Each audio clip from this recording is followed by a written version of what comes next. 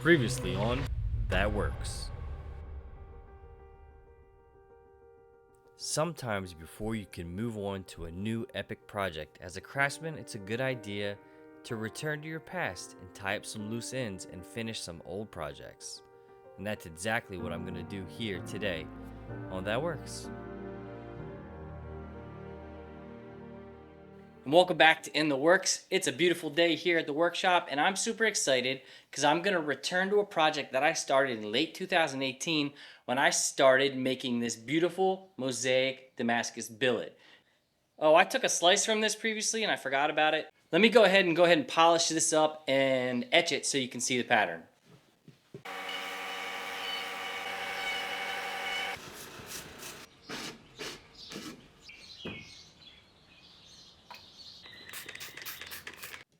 Okay, so the contrast isn't the absolute best straight out of the ferric. I wish I had some gator piss. Hello, Baker Forge, where you at? But you can really see how I have 4 rows of 4 starburst pattern where each of those stars is actually connected. It's a pattern I worked real hard to develop, but there's a few problems with it. So the most obvious problem is that this billet has become rhombused, which means it's out of square and it's kind of a squished diamond shape, which really isn't that much of a problem if I decide to just draw it out and twist it, or if I decide to cut into it and then accordion it out, or maybe even do the fairy flip. However, my intention with it, because I paid really close attention to the detail of how all of those billets stack, and I have the alignment so good that I really want to tile this thing out and continue that alignment. I really want those connected starburst patterns to all stay perfectly aligned. So my first main goal is to take this from a diamond and get it back square, and to do that we're going to use a set of squaring dies, which comes to my second problem. So my resquaring dies that I have right here were made for the Nazel 2B back at Baltimore Knife and Sword. You see, when I started this project I was still at Baltimore Knife and Sword, so these were made for that. What we did is we took a piece of 1045 and a piece of square bar, heated the 1045 dies up and squished them on to some square bar. A lot of people fabricate their resquaring dies, and that's fine, but I really wanted something substantial that would take years of abuse. The only problem is these have been literally sitting in the corner of the new shop here for about 3 years, and they've gotten kind of rusty, and I can't really afford any of that texture to get smashed into my billet. I will end up having to sand that flat at some point and lose some of my pattern. So what I have to do is clean this up and get it fitted to our yin-yang. So that's our first task. So to gain access to the dies themselves, I gotta basically open this thing up. Best thing to do, apply some heat, pull it on open. I'll have to reheat treat the spring to give it, well, its springiness later on, but you know, in this shop that's really no big deal.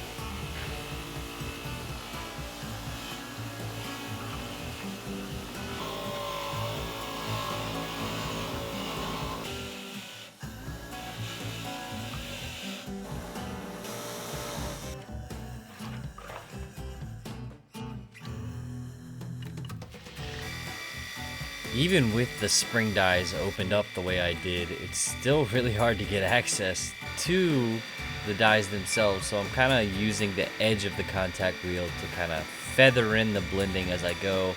I'm not trying to get this super polished, I just don't want any of those deep pits in there.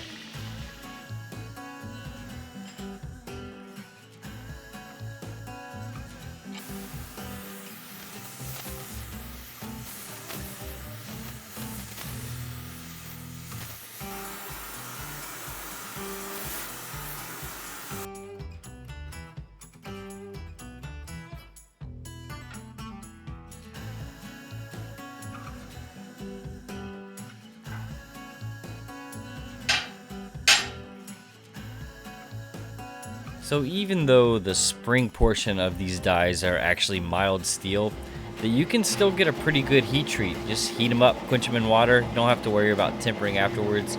Gives just enough resistance to keep them closed when in use.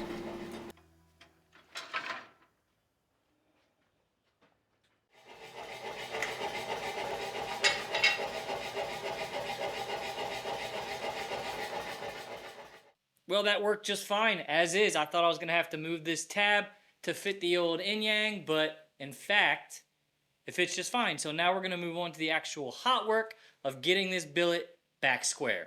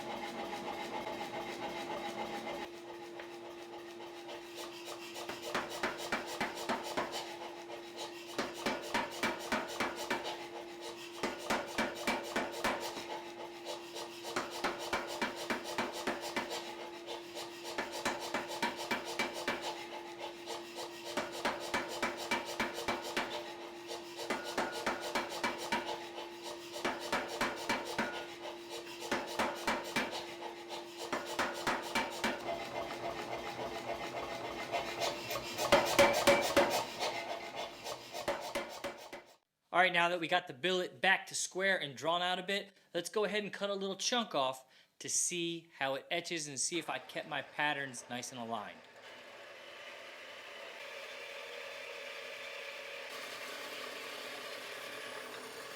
All right, those of you that have been around since part one of making this billet, you know that it's tradition that each one of these videos I cut off a little end piece, then I do a test etch.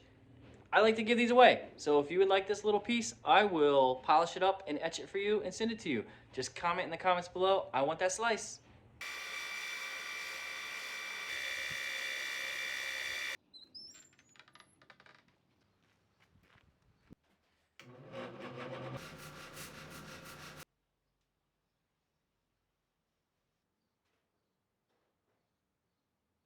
Well, everything looks just great, so let's go ahead and cut this baby into tiles. I think I'm going to try to do 4 tiles, stack them vertically, and then forge weld them.